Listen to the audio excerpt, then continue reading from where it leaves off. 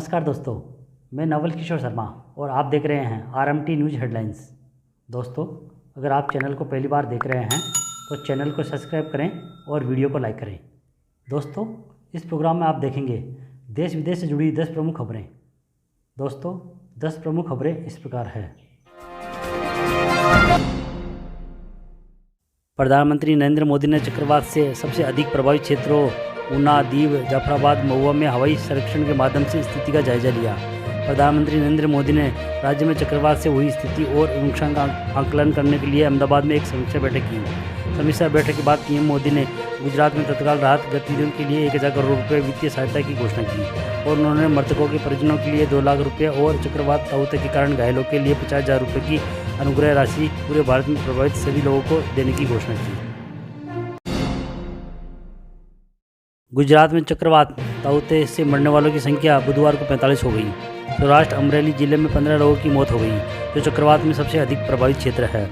भावनगर और गिर सोमनाथ तटीय जिलों में 8 लोग मारे गए। अहमदाबाद में 5, खेड़ा में 2 और वडोदरा, सूरत, वलसाड़, राजकोट, नवसारी और पंचमहलों में 1 की मौत हो गई। बुधवार को भारतीय नौसेना और भारतीय तटरक्षक बल ने 273 लोगों के साथ 63 लापता कर्मियों की तलाश जारी रखी, जो बॉम्बे हाई फील्ड्स के पास डूब गए। भारतीय नौसेना के एक प्रवक्ता के अनुसार मुंबई के तट पर हुई इस घटना के बाद अरब सागर से 22 शव बरामद किए गए हैं। बुधवार दोपहर तक रेस्क्यू टीम ने हेलीकॉप्टरों, 2 नौसैनिक जहाज़ों और 2 जहाज़ों की मदद से डूबे हुए 305 में से 188 को बचाने में समर्थ रहे और शेष की तलाश जारी है। गुजरात में भारी बारिश और भारी क्षति के बाद चक्रवात ताउते बुधवार सुबह कमजोर होकर दक्षिणी राजस्थान और गुजरात के आसपास के क्षेत्रों में केंद्रित हो गया। बुधवार को राजस्थान, हरियाणा, दिल्ली सहित अन्य राज्यों में भारी बारिश हुई। आईएमडी ने भविष्यवाणी की कि चक्रवात के कारण उत्तराखंड, हिमाचल प्रदेश, हरियाणा, चंडीगढ़, दिल्ली, पश्चिमी उत्तर प्रदेश और पश्चिमी राजस्थान में दिन में बारिश होगी। ताउते के बाद भारत अगले सप्ताह एक और चक्रवात देख सकता है। इस बार बंगाल की खाड़ी क्षेत्र में। भारत मौसम विज्ञान विभाग आईएमडी के अनुसार आने वाले दिनों में चक्रवात यस पश्चिम बंगाल के समुद्री तटों और ओडिशा के तट तक पहुंच सकता है।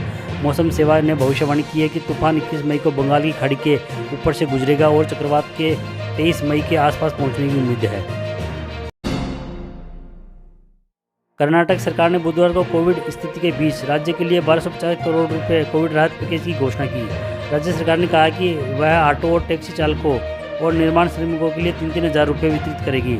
सरकार ने असंगठित क्षेत्रों के श्रमिकों के लिए 2,000 रुपये और फूलों की खेती करने वाले किसानों के लिए 10,000 रुपये प्रति हेक्टेयर की घोषणा की।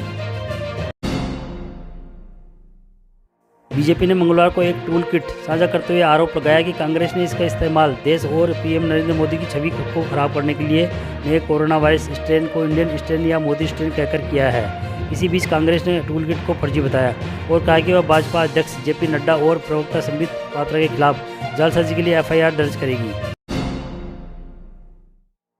राजस्थान के जैसलमेर जिले ने संयुक्त राष्ट्र के खाद्य और कृषि संगठन की एक सलाह के बाद संभावित टिड्डियों के हमले के लिए अलर्ट जारी किया गया है।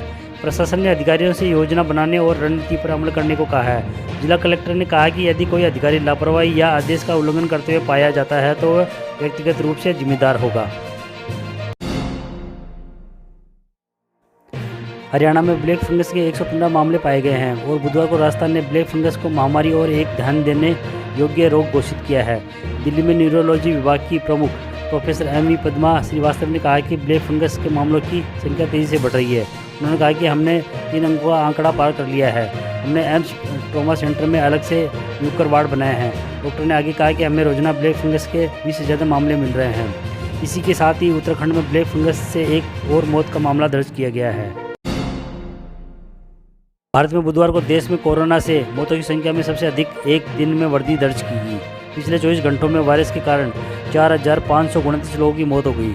इसी के साथ ही भारत में कोरोना वायरस से मरने वालों की संख्या बढ़कर 2,83,248 हो गई है। इसके अलावा भारत में 2,67,334 नए कोरोना वायरस मामले दर्ज किए गए हैं, जिससे देश में कोरोना वायरस के मामलों की कुल संख्या 2,54,96,930 हो गई है। दोस्तों, आज के लिए बस इतना ही। कल फिर मिलेंगे नई खबरों के साथ। आप देखते रहिए राजमीरा टीवी। दोस्तों, चैनल से जुड़े सुझाव आप कमेंट बॉक्स में ज़रूर बताएं। दोस्तों, कोविड गाइडलाइन का पालन करते हुए आप अपना और अपने परिवार का विशेष ध्यान रखें। जय हिंद।